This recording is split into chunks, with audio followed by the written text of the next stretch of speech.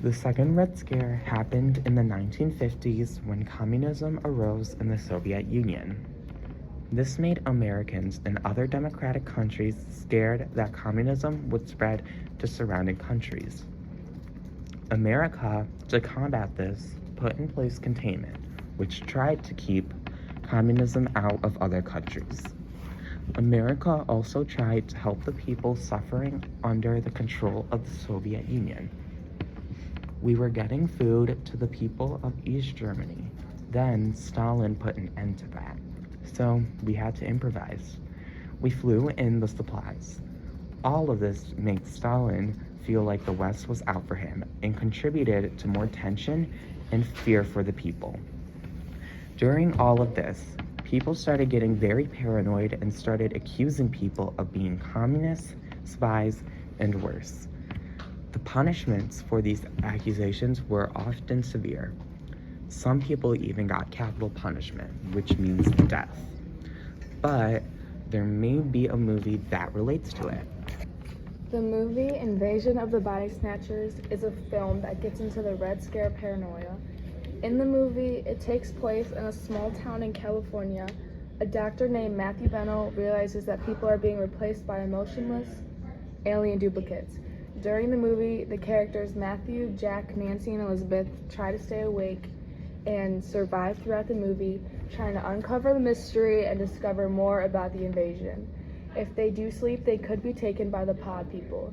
They spend the movie in fear and distress, which reminds me of a similar event that happened in history. The Body Snatchers shows how suburban settings can easily become scary. It highlights how a peaceful neighborhood can transform into a source of paranoia. The film shows how something seemingly ordinary can quickly turn into a nightmare. During the time of the Red Scare, there were broad cultural fears about communism. Suburban communities reacted with suspicion and fear towards communism. They feared infiltration of communist ideologies into their neighborhoods and worried about the potential threat it posed to their way of life.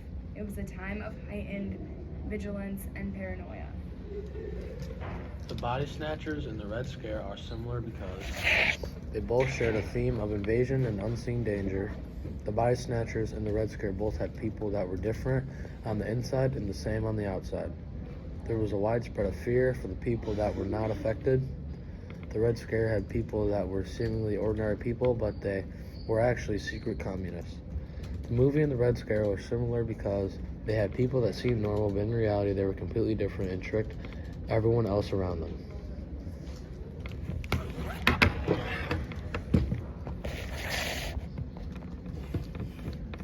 The Second Red Scare showed how prevalent fear was among people.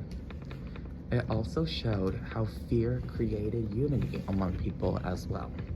But has this fear transferred over to today? The United States is extremely divided nowadays, but one thing that everyone can agree on is that the prices have skyrocketed to an unhealthy amount. Now, there are no secret spies or no Cold War, but there is a lot of outrage and fear. The root of the problem is unclear, so there really is nobody to go to, against, or talk to at all. All there really is to do left is sit on and go on with life, as well as hoping for the best. That's also all the people living through the Second Red Scare could do with their lives. There wasn't anything to fight for, vote for, or do to prevent things. One of the bad things about the Red Scare is they couldn't do anything, which is the same with inflation. That is why everyone did nothing but fear, which is the same as today. The movie Invasion of the Body Snatchers is a film that can be used to reference current and historical events. We can see that in media nowadays. As we saw in the movie, it can reference the Second Red Scare without deliberately telling us anything about it. It is up to us to interpret media and see things how they were or maybe weren't supposed to be seen. That is how and why we were able to relate the Red Scare to the invasion of the Body Snatchers. Thank you for watching our broadcast. Peace and love. Bye.